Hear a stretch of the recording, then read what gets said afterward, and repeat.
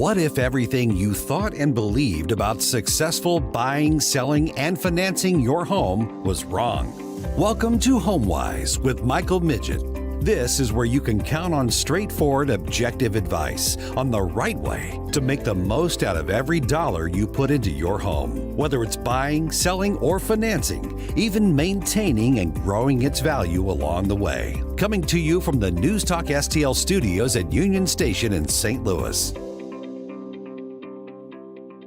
Welcome to HomeWise. I'm Stal Ponticus, and I'm joined by the creator and host of the show, Michael Midget.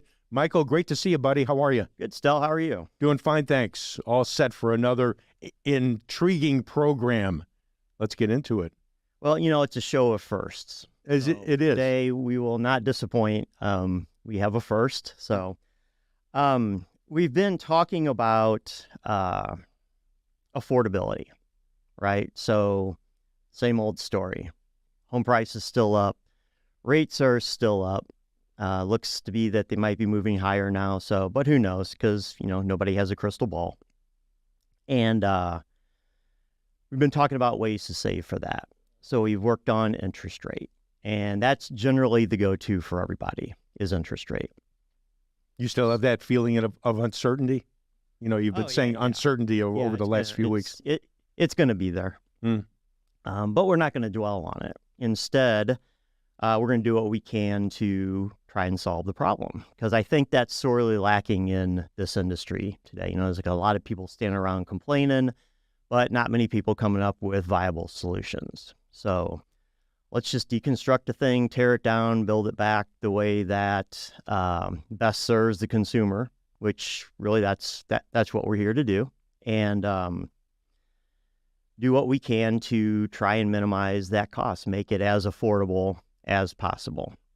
And turns out that there's a few dials you can turn, little small turns that yield big results, and it can make a difference. So especially if you look at it over time, right? Because owning a home is an over time game, right? It's you're going to own it. You got to live somewhere. You got to live. You're either going to rent something or you're going to buy something. If you're going to buy it, you got to finance it. Whether you pay cash or not, you're still financing it, because if you put the money down in the house, that's something else you could not have done with it. And so, you know, I mean, it starts to get, that's a rabbit hole you can just keep going down and down and down, and it seems to never end. So, but today we're going to focus on an area of savings that is not often talked about, I think is overlooked, and that's the settlement costs, right? So when people think about buying a house, they always think of, you know, how much money do I need? Okay, down payment, right? Well, how much is the down payment? You know, is it 3%? Is it 5%? Is it no percent? Is it, you know, put down 10, get to that magic 20 to get rid of PMI, and so on and so forth? What gets me the best rate? They focus on the down payment for that piece of it. But there's another piece too that, you know, most of the time doesn't get taken into consideration until somebody like me points it out, right? Okay, so part of that intake process is how much money do you have to put into this? We're looking for resources, see what we have to work with so that we can best structure to minimize costs, things like that. You know, we've talked about that before. When we're asking them how much they have to put into it, okay, we're going to put 20% down. Okay, well, you're buying, let's say, a $200,000 house. Yeah, we have $40,000. Okay, well, the first thing that pops into my mind is, okay, well, you're going to need more than $40,000 because that's the down payment.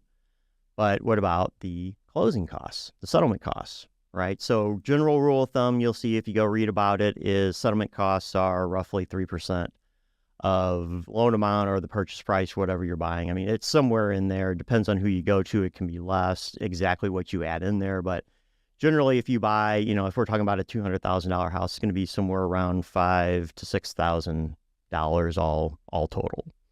Okay. So it's a couple more percent, right? So if you had 20 and that's like all you had was 20, you really don't have 20. You have 20 minus whatever the settlement costs are. So maybe that's 17, maybe that's 18, maybe it's 19, maybe it's 16.16, whatever that number is. It's not, it's not 20. And so that is where the conversation starts for that, for that kind of thing. So, and that's kind of where it gets off. Okay, well here, how much money am I going to need, right? And so it goes on a form, loan estimate, and you look at it, and over the course of, from where you start to where you finish, it'll fluctuate. It'll go up and down as numbers get locked in, and we get, what we get the real numbers are. But rarely is it ever, I don't want to say it isn't questioned. Certainly gets looked at a lot, but it doesn't get questioned the same way that an interest rate gets questioned, or on the buyer's side, when you're buying a home, the way that the sale price, how much are they paying for the home? How much does that get scrutinized? Negotiating things like that tend to not try and want to negotiate settlement services. So that's where this whole idea comes from, right? So I think that there's definitely meat on that bone. I've proven it already. I've done the research. I've gone through it all. And that is, we're finally going to get to the point where we actually have a solution to put in front of people today. So, this idea of shopping for settlement services, right? Today we're going to focus on title, because of the title, it's probably the largest, one of the handful that I've identified that are shoppable in a meaningful way. And it sounds straightforward, well, wouldn't I just shop for that like I would shop for going to a grocery store, right? You go to a grocery store, you're buying things off the shelf, and, if you're buying a can of soup or a gallon of milk or, a bag of chips or something, you can look, right? And maybe you're shopping one grocery store versus another store, or you might decide like, hey, I can go to Costco, and if I'm willing to buy a whole cart full of something, then I could get a discount on it, if I have a place to put it all, and so that's where you get like racks of toilet paper in the basement, there's all different ways to save. And, I bring up the Costco thing, Sam's Warehouse, those types of buyers club type of things, because what they do is they go out and they buy things in bulk, right? So the joke, if you're willing to fill the cart up with toilet paper, you can get a discount on the toilet paper, right? Well, part of that savings comes from the fact that it's cheaper it costs them about the same to sell you a cart full as it does one roll, because the transportation and all the ancillary costs that it takes, the packaging, things that it takes to get there. When you package things in bigger amounts, when you buy it in bulk, and then when you put together, so what they've done all of those things, and they brought together a lot of people. They work off thinner margins, part of which is offset by the membership fees, but then they're just working a better deal with the manufacturers or the distributors, or however, wherever that product ultimately comes from. And although we can't really do the same thing, right, as a buyer, if you're out buying, like you're just buying one house. Well, in the case of title, I'm not buying a whole string of houses. So here I have 10 deals. I'm going to go buy 10 houses. Here's 10 deals. You're willing to give me a deal on that, because it's not like doing 10 separate deals with 10 separate people. It's going to be one set of information copied over 10 times, and then modified a little bit for each property. But you could argue that there's a process cost savings there. But when you're just buying a house, one-off, something you may only do a handful of times in your life, you don't have that opportunity. But me, I'm in the business, and I do multiple deals at a time and in short periods of time. And so in a way, I can pool or shop things that consumers aren't necessarily able to do. And so there's an element of that to this too. But if we just like strip this down, okay, the idea of shopping, right? Everybody gets that idea. And by the way, I hate that word for this, because I don't mean that to diminish what it is that we're doing. It's not like it's not cut rate. right? It's not, if I say the word discount, if that slips out, that's not meant to reduce or belittle who the service provider ultimately ends up being. It's not a reflection of the level of service that they're going to do. This is simply, I know more about this than you do. I do it every day. I know who to talk to. I know who not to talk to. I know what to look for, what to avoid, the questions to ask, exactly what you need, and the way that you need it. And I'm in a position to not demand, but, shop for it, right? So that's that word where that comes from. And hopefully get a better deal for your clients. Well, absolutely get a better deal because I can go out and I can look at title company A, B, and C. And although they'll be close to each other, well, define close. See, so how much are you sensitive to? Are you sensitive to $50 or are you sensitive to $500?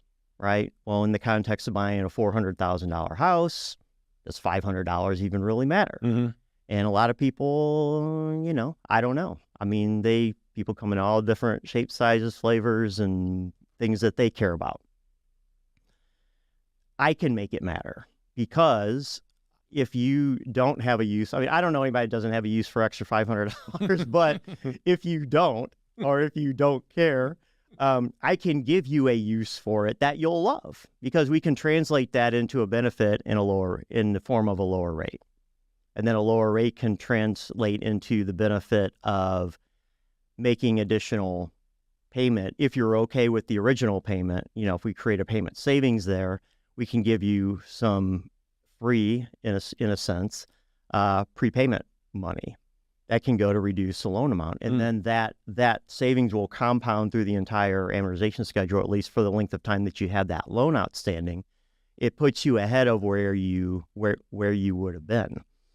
That's strategy.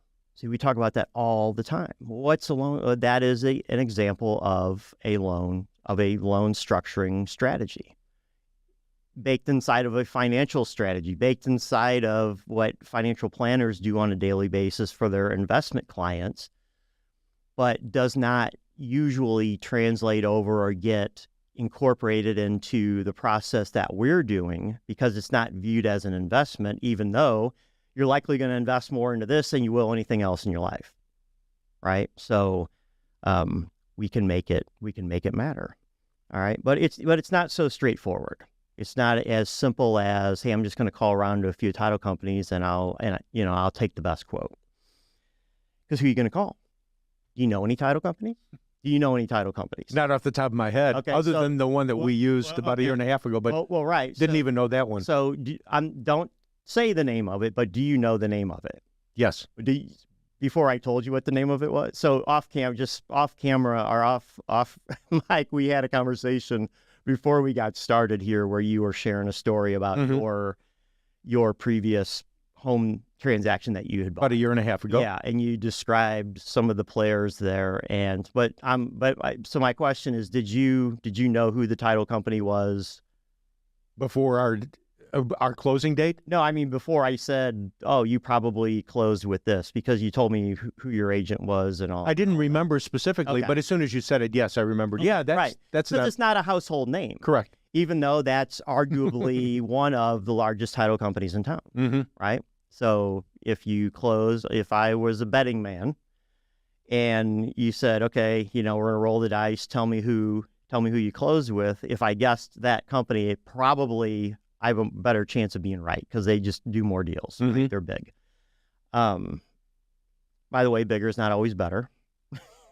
That's true. In many fields. Yes. It doesn't make them bad. It just, it depends on what you are sensitive to, what you are looking to do. So remember, that's why the context of everything today is affordability. Complain about affordability or complain about rates or complaining about home price or complaining about inflation. What can we do about it? Well, we can't do anything about any of those things, but we can control, if we're going to get into the process, if we're going to get into buying a home, doing a transaction or whatever, we can control what we pay by the way that we pay for it, right? So cash on one end of the spectrum, 100% financing on the other end of the spectrum, and then most people fall somewhere in between that. And so part of that process is what you pay for settlement. And the thing with title that it sounds like I'm picking on it. Well, maybe I am picking on it because it's pickable, but that word pick is, did you pick your title company? Okay. When you come to me to get your loan, you're going to sign a form as a part of the loan process that says you shopped. Okay. Whether you shopped or not, you shopped because there's a section on the loan estimate. We talked about it last week. HomeWiseRadio.com. If you missed it, go there. Spotify, wherever you get your podcasts. Facebook Live, which the videos are all on there. You will sign that form in Section C.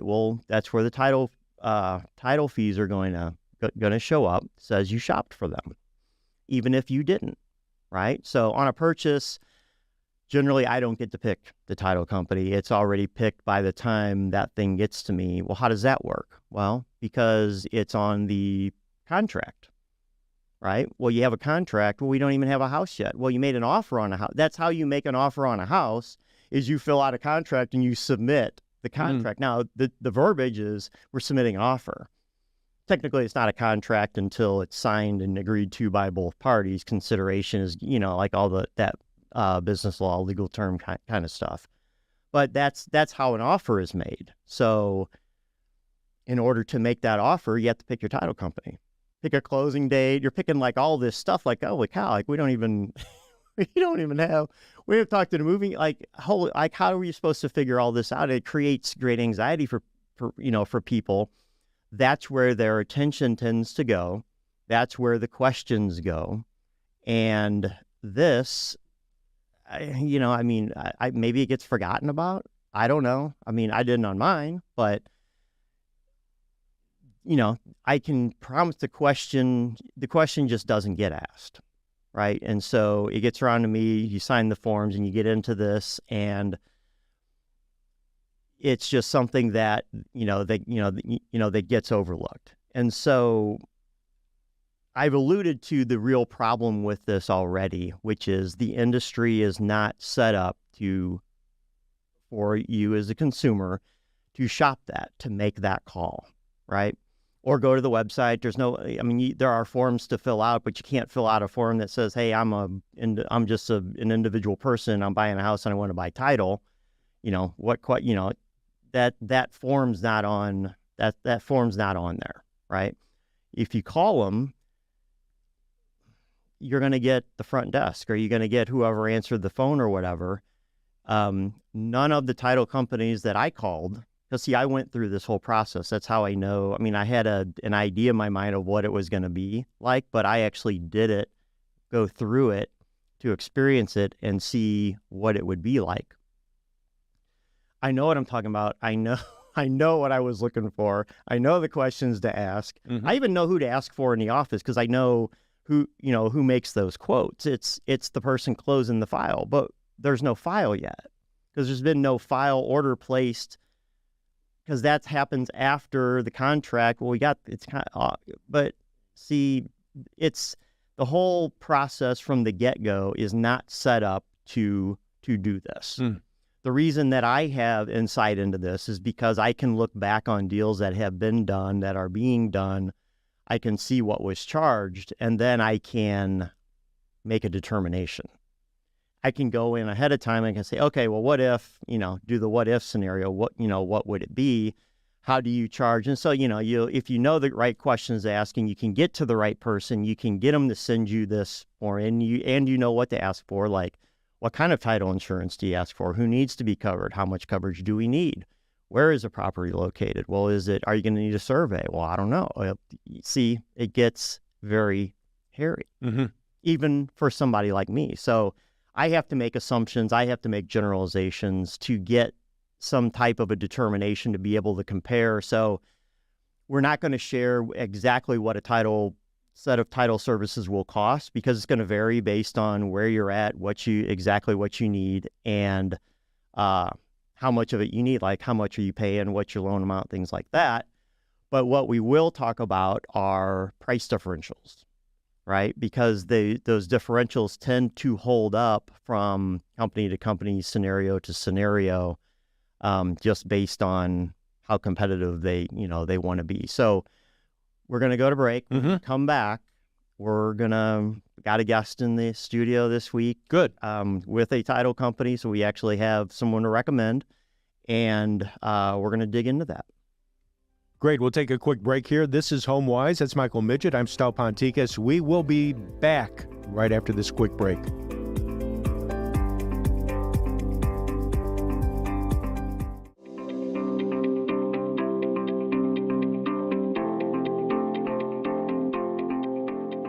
Welcome back to HomeWise. I'm Stal Ponticus with the host and creator of the show, Michael Midget, and a special guest here in the studio. Michael, go ahead and introduce our friend here in the studio. Thank you, Stel. Joining us today to help us with this conversation is Brian McGovern from Title Resources Incorporated. How you doing, Brian? I'm great. Thanks for having me, guys. Awesome. So just to catch you up and anyone else that's joined us since the show started, we are talking about shopping for settlement services. All right. Settlement services, the things you need that are connected with the home buying process that you probably don't think of or weren't aware of ahead of time coming into the process. It sometimes can be a surprise, So if you're trying to figure out how much money you need, it's down payment. Well, it's down payment plus the costs, right? So one of the most overlooked ways to save on this, we know how to pick on the rate, we know how to pick on the sale price, we know how to do those things. What we don't normally think about is not picking, but, shopping for, gently word, shopping for the settlement services, right? And so I'm going to grill you, just so you know, I'm going to grill you on that. I think he's ready. So sometimes, sometimes you got to. That's what I signed up for. Well, sometimes, you got to I was just told I was getting some donuts. Right. See, sometimes those are later. Sometimes full disclosure occurs at the point of interview. So no, I'm just teasing. I've known Brian for quite a while now. But why don't you tell us a little bit about yourself so we know who you are, and then we'll jump in. How far back you want me to go? Well, no, I'll native St. Louis? Yeah, I am a native St. Louis. I'm born and raised. Where'd I go to high school? I went to DeSmet, and then I went to Mizzou. And I'm married now. I actually just celebrated my 10-year wedding anniversary. Congratulations. Thank you. Awesome. Kids? We're happy. We have 2 kids, 2 girls. They'll be 6 and 2 this summer. Oh, wow. Okay. I kind of laugh now back at, we got married Memorial Weekend, and now if I were to go to a wedding for a holiday weekend, I would not enjoy that person, I'd be like, hey, I'm trying to go to the lake or do something fun, but not that their wedding isn't fun. But anyway, that's, I took everyone's Memorial Weekend 10 years ago, my friends and family. But two little girls. My work history was in the mortgage industry, so that's actually how I know Mike. That's where I know you from. And was in that for about a decade, so it correlated with my wedding. I started my job and got married a couple weeks later, and then went on honeymoon. So always great way to start work is go on vacation.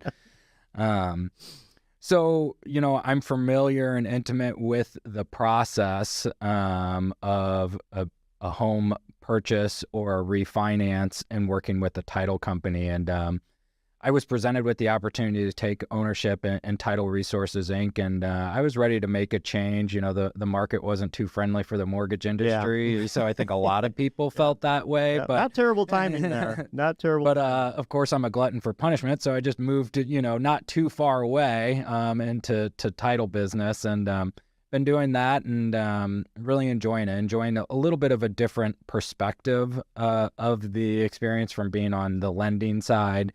And now, working more intimately with realtors, lenders, and being a part of that closing.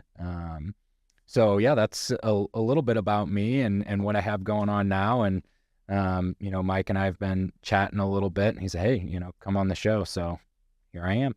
Yeah. So, one of the things and one of the reasons why I sought you out or, was hopeful when I've already described the process I went through to basically sit down, map out the market, list of title companies. Okay, where are they? How do you contact them? Which ones have I worked with in the past? Where can I draw, figures from? Where can I get ideas of what they charge and all that? And so part of that process was looking at the ownership of each title company. And so as I'm going like line by line title, company by company, digging through, the state of Missouri's insurance records, for who's the licensed people that are attached to this. And you can't really drill down completely to the ultimate like capital stock ownership because Missouri doesn't publish that kind of stuff. So it could be private and secret, but you can see who the front facing people are. And so that's when I saw your name on it. I was like, oh, that sounds familiar. Like, because I'm not thinking of you as title guy. It's like mortgage guy. But that mortgage background, I would imagine is coming in, very favorable, or beneficial to you because you understand the process. Yeah, definitely. And, kind of speaking to what you were saying is the ownership and doing that. And I came into this and I was like, hey, my network is loan officers and realtors. This will be easy, no problem. But I didn't realize the old guard, that exists within that ownership of, there's typically an affiliation within a realty office or a lending institution with the title company. Which seems a bit odd, and but that you go close and your realtor office, the title company is right next door, and typically there's some kind of ownership in there that is involved with who you're working with, which kind of makes you think, hey, am I getting the best deal here? It seems weird that this person pushed me to this place and they're charging me these fees and they're making money off of not only the commission, either being a loan officer or a realtor, but now on the title fees. So that's been something that I really wasn't anticipating to be as large of a hurdle because of my network. I thought everyone would be jumping to joy to, send me clients and me help them out. But they're like, well, we really are kind of, told to use this title company or, and I understand from a component, hey, it's easy if it's next door, right? I get that part of it, but certainly you want to make sure your client has, all options available to them, and and make sure they're getting a fair shake on what they're doing. So yeah, and that's actually a great point to bring that up because it doesn't, the world I live in, the world that you live in or lived in. The mortgage lending world. I mean, you can't, like referral, controlled arrangements. Like these are all like, they have legal definitions. There are mountainous like forms and contracts and like agreements that outline what these things are to even begin to do them legally. So, they have a name called affiliated business arrangements, ABA forms. When you close with those, you're supposed to be signing forms that disclose all of these things, along with 147 other forms that you didn't understand, and the fine print is so small. I never got, sometimes when you look at the laws and it has to be in a certain like size type, never got what that meant until the day when I couldn't read the 6-point type anymore, so like you say, it has to be at least 8-point type or higher. It's like, why is that? Because past a certain age you can't read it anymore. But some of these forms, when you look at them, like I don't get this in 14-point type, it's still like my eyeballs are spinning around. If you ever look at a deed of trust, I mean, it's like top to bottom, side to side, like a wall of words. People don't read it. And like, you ever go to that closing and like the guy or girl or somebody like they want to read the stuff? That would be my wife. Yeah. She will read every single line. And I'm okay. I mean, I'm not going to lie. It's, I don't want to say it's uncomfortable, but it never happens. And so sure, I'm okay with it because it's my client. I'm like, if they want to read it, I'm happy to explain it. It is. I mean, a big moment. I think it should be read, but And see, the one nobody's looking at in the room is watch the person closing the loan and what their manner. I've never heard anybody say anything before, but you can tell by the body language. I've seen them get downright upset, just like, like they're like, I have 8 minutes to get finished with this. Like, you have 80 minutes of work here, So that's kind of how I sometimes, when I attend closings, I'll get out of doing the closings, because I will actually explain every document to them, and drives the closer crazy because it takes longer. It takes about twice the length of time to close the loan. So, I'm never at a loss for words. So, but yeah, you got into the ownership,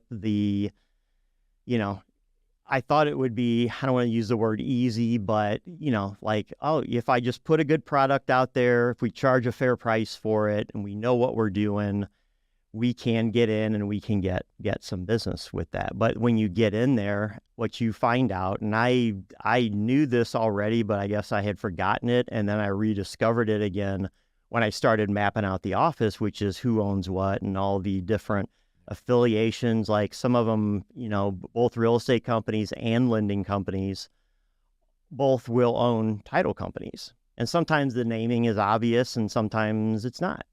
And it's not to say that all arrangements like that are bad. It's not to say that all of them are overpriced and that there's a stifling of competition that has taken place and that ultimately that's bad for the consumer. But just like you brought up, the question, am I really getting the best deal for that? So that's what we dug into with that. So because I already said before you came on that we weren't going to get into actual prices or cost or anything, but I think we can, because it's going to depend on exactly what is being done. Yeah. So in order to get a quote, you actually have to put out, you have to give some specific information up to and including a signed contract, perhaps. So it's difficult to shop for ahead of time. But what kind of price differentials would we be talking about? I'm seeing it pretty significant, and going against some of these purchases. And I guess let me rewind a little bit on why that is. To your point, we're talking about, affiliated with different organizations or company. We're an independent, company. So we don't have an affiliation or ownership within a real estate company or a mortgage company. It's just, we're independent. We have one location. I would say 60% of our closings are done remote notary, just to be convenient and easy for our clients in Missouri and Illinois. But we don't have a ton of overhead. We're a lean shop, and we're not looking to have 20 locations and then all of a sudden have that premium to pay for that office space or do that, because we know we're kind of in this new age, and it's more convenient for people, we go to their office or, wherever they're at. If it's the real estate company, same thing. But yeah, we're independent, we're lean.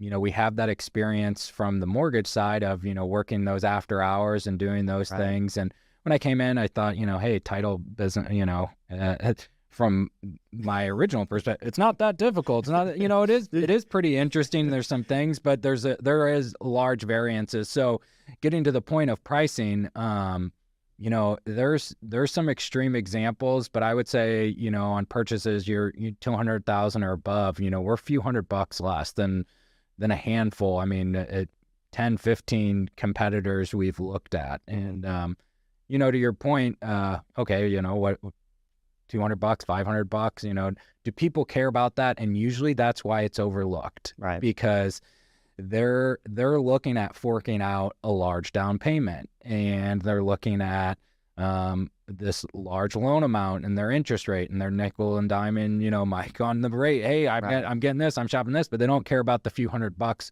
from the title company. But you pair that with a lot of different other services, you're looking at, $1,000 or $1,500 that you're just overlooking because it's a stressful experience environment. And if your realtor saying use this person or do this, and you got to hire a mover and an inspection, and Mike's looking at your credit, and your spouse is getting angry because they didn't realize how bad your credit was. All of a sudden, you don't care, about saving $500. But yeah, so that's what we've been seeing.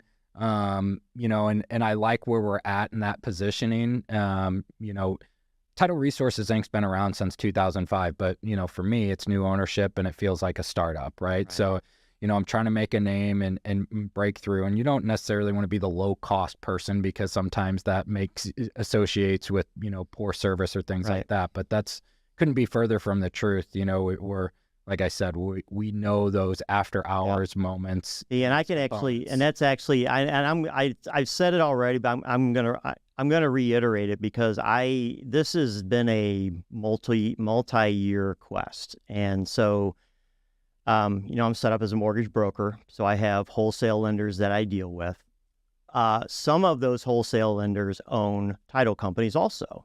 And so we got them ramming down our throat from that direction too, right? And I've gotten pretty good. I can spot them. I'm this idea of shopping and kind of knowing where we fall in the market is not. It's not new to me. It's basically it flows through every level, every piece of what I do. But I have, and sometimes like the deals are just unbelievably cheap. Like it's less than the appraisal cost. Like for title, and normally it's going to be like double that. Like this isn't like I can't pass this up. Besides this title, how hard could it be? It's a commodity. You can get it anywhere, right?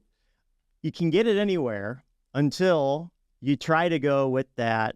And it wasn't even a fly-by-night company. It's just the process was so bad, right? That it wouldn't have mattered. They couldn't have paid me money to do it again. So one deal, right? And actually, it didn't even end up closing there. I ended up they couldn't get the deal closed. Yeah. They couldn't get the deal closed. I had to go out and hire on my own from another like local title company, let me borrow their public notary to somebody that knew what they were doing and could get, and this was during the pandemic, right? So there were some additional hurdles in place, but this was a company that was supposed to be doing these remote anyway. So I don't think it would have mattered. Just they couldn't get the deal done. So I had to go out and I did this out of my pocket. I didn't, this was not on the borrower at all. But they could not get the deal done. So I am familiar with the idea of cut rate, crap service, Yeah. Get your finger ready, Stel. They can't get the deal done because ultimately that is the most costly title of all, is if the title company can't get the deal done, so you lose the house. Yeah. Right. And see, so it's the same thing with the loan. It's the same thing with all of these things, is if somebody can't perform, well, it doesn't matter if they were free. Right. And that's the fear sometimes. So, oh, wow, that's another hurdle with somebody going out to shop on their own, because, I don't even know who that would be. Like they couldn't get to this particular company that I'm thinking of. Don't worry, you won't ever find them. But if there's one of them, I'm sure there's others. Okay. That's what you have to watch out for. So not only is it just the tactical nuts and bolts, like shopping piece, but it's being able to vet them. So I use that word vetting, right?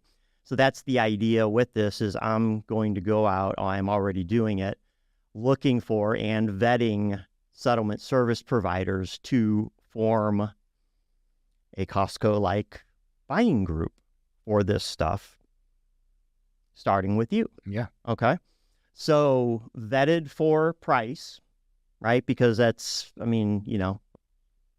if it's not price, then we can just get it anywhere that can perform, and it doesn't. Now we're back in the same boat that we were in. But if so vetted on price, but shop for price, but vetted on performance. Yeah. Right. So see, if you don't perform, I know where you live. Or at least where your office is at. Right. Well, no, I actually know where he lives. I don't have that fear. Mm-hmm. And remember, so last week, we were talking about the appraisal, and you kind of saw me like, Yeah, change colors and all of that. Mm. It's just because that's a part of the process that is shielded from me. I literally can't get my hand on it, even if I wanted to. This is not like that, right? So I don't have any fears here. I'm willing to put my name, my brand, stand behind it, stand behind you and your company for this. I'm comfortable putting it out there. So you can hang around, because we didn't even get into hardly any of it. Yeah, love to. But why don't how should, so I described this terrible, ugly process and why people can't do this on their own. But now I'm serving you up as, here's somebody you can call, so they're not going to fall into that trap.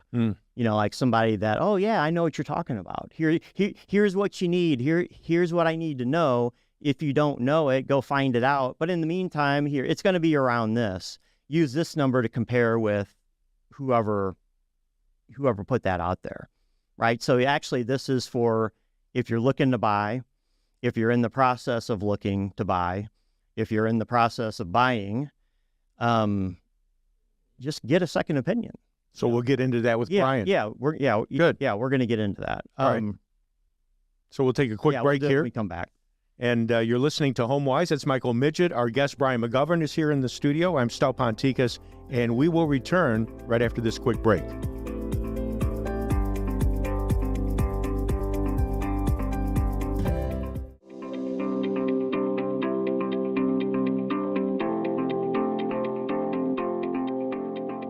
Welcome back to HomeWise. I'm Stal Ponticus. Michael Midget, our creator and host, is here in the studio, as is our guest, Brian McGovern.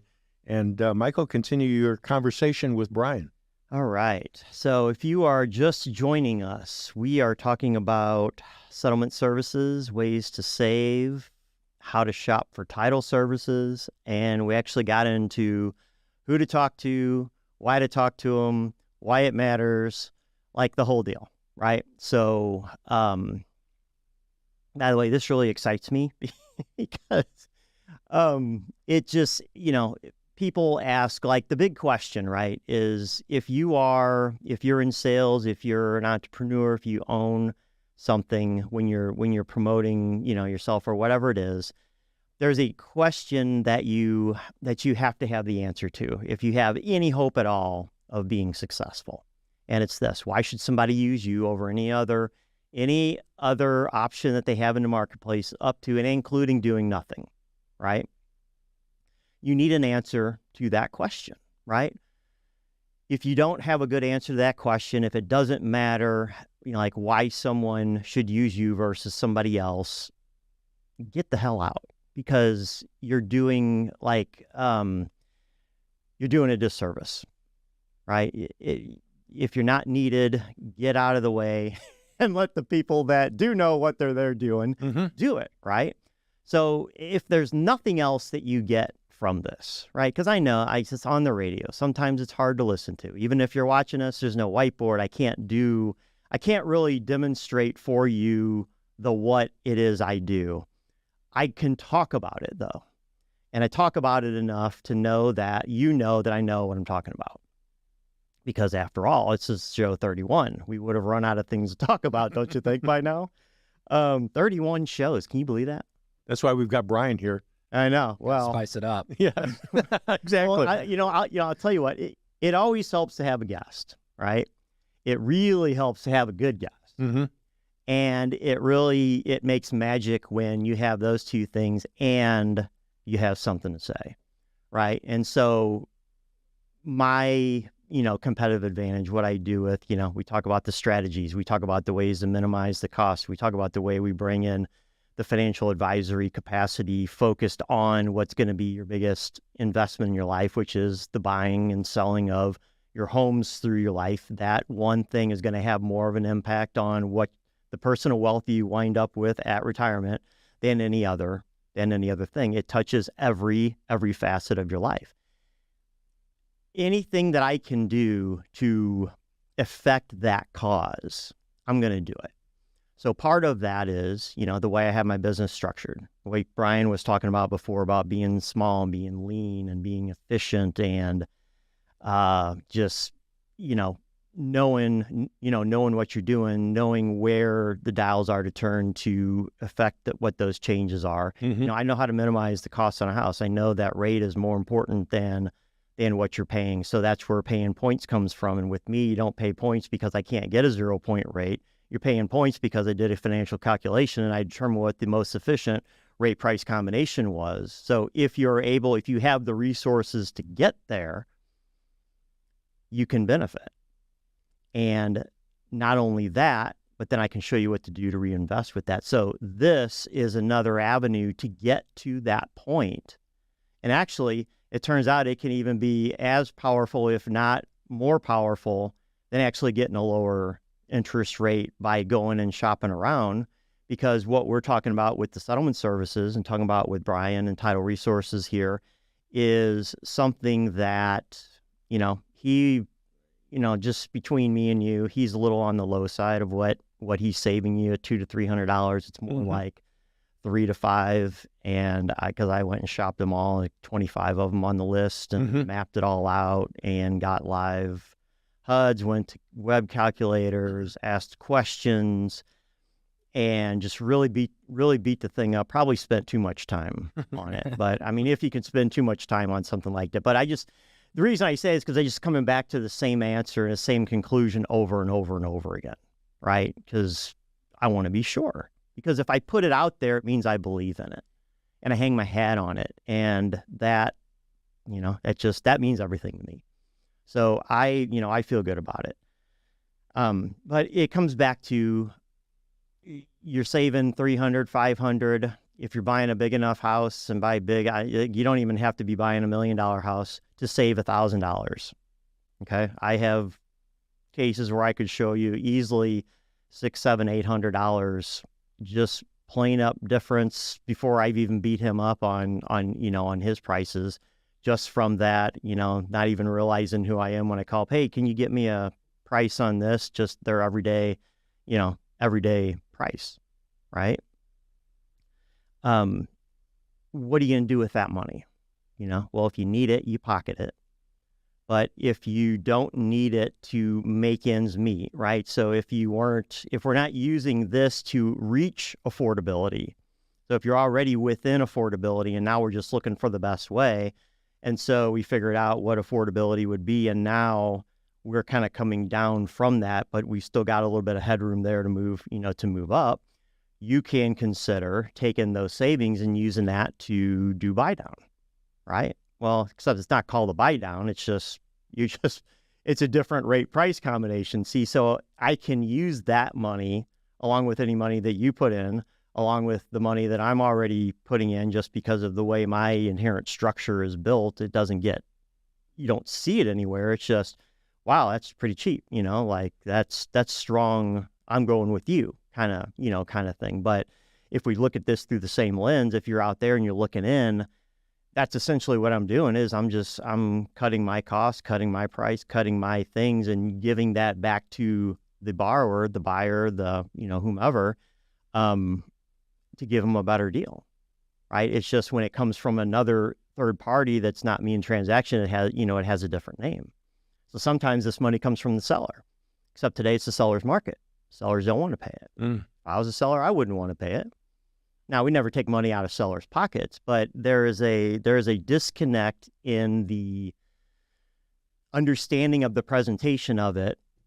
I can show you how, if I want you to give me $5,000 in settlement costs back, I'm willing to pay you $5,000 more for the house. You're getting all of your money, but that doesn't translate. And so that offer runs the risk of, not guarantee, but risk of not getting accepted, because it appears what they want. What? Huh? Yeah.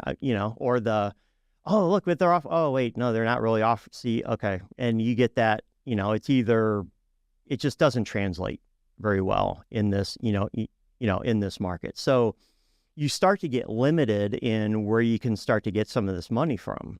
So when we take the money from the title and we put it together with, let's say there's inspection money there too. Let's say there's no realtor buyer process commission there.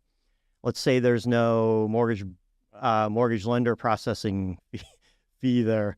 And, and we get you a better price on your homeowner's insurance because that's a settlement service. It's on the form. It's on there. And in fact, when you do the homeowner's insurance, you also get the added benefit of the reduced premium on that factors into a lower payment also. So that's actually a double deal, triple compounding in my way there. So, I really, I really like this. So I'm doubling down on it. We're gonna make this a thing. Let's talk about which we ended up cutting myself off last segment, but how do we get a hold, like what should somebody do in order to, it's like, I'm into it, I'm ready now. Yeah. What do I do? That's a good question. And kind of going back to everything we're saying is, as the buyer or the borrower, you have the ability to shop these services, and typically you don't realize that or know that. And if you're doing a refinance, usually the loan officer just says, here's, who I use, and sure, great, and your realtor typically writes it into the contract. I don't know if they ask or not, but you actually are making that decision. So you can shop around, and to get a hold of us, you can call the office. You can visit online, TitleResourcesInc.com. My email, Brian@TitleResourcesInc.com. The office number is 636-527-9670. And it's real simple. Just say, hey, I'm looking at purchasing a home. I'm not under contract yet, or I am under contract. It is important to have an idea of loan amount for us to get you a pretty good quote. But even if it's before then, we can get you an idea and get you in the ballpark. And as Mike mentioned, you're gonna have a pretty good understanding of what we can save you. But we're partnering up with Mike too, so if you're working with him, we can do that too. But it's good to know, and we know you're all shopping interest rate and everything on that side, and the realtor and all that. But yeah, you're missing out on an opportunity for some of those other services, and one of them being title work. Yeah, I'm going to go ahead and I'm going to post. So you can get a hold of you with all those ways. I'm going to post it on the Facebook page also, and I'm actually going to build a little tool thing that click button, get title kind of thing, right? Okay. I don't have it built yet, but because I didn't want to wait to bring this out there, because I know there's people that are in the process right now, and everybody needs help, not just the fringes or the, little group over here who maybe shouldn't be buying, but today, everybody, everybody needs help. Even if you don't need help, I don't need help. I don't need that. Well, trust me, you can get, it's money you're leaving on the table. Don't leave it there. You wouldn't just leave a $20 bill laying on the table. It's more than that. But, it matters. It matters. It matters when you do something with the money. So when you go back and you reinvest it and you do all those things. And I know this is deep. It's complicated. We did it fast. There's more here, but there's always more than what we can actually broadcast on the airwaves. So, the show website, HomeWiseRadio.com. You can get to all of this through that. My mortgage website's GoShelter.com. You can reach me through that. Direct phone, 314-275-0314. You can call it. You can text it. Send us smoke signals, carrier pigeon, whatever it takes to do it. Don't let something like that get away. Don't be afraid. Don't worry about it. Call up and say, I don't know, I just heard this thing, and I know I need something, but I have no idea what it is. Sure. Because I just couldn't follow any of you guys. Were Mike guy, he's scattered.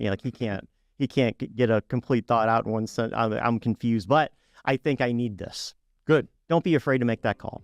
Awesome. Well, thank you so much for joining us for this edition of HomeWise. Brian, thank you for joining us here in the studio. Thanks, Brian. It was awesome having you here. I'm Stal Ponticus. That's Michael Midget, and we hope that you will join us again next time for another edition of HomeWise. Loans and loan information provided by Shelter Mortgage, Inc. Visit us at GoShelter.com and MLS number 192609. A Missouri residential mortgage licensee and equal housing lender. Call 888-497-2558 for additional cost information. Other restrictions may apply.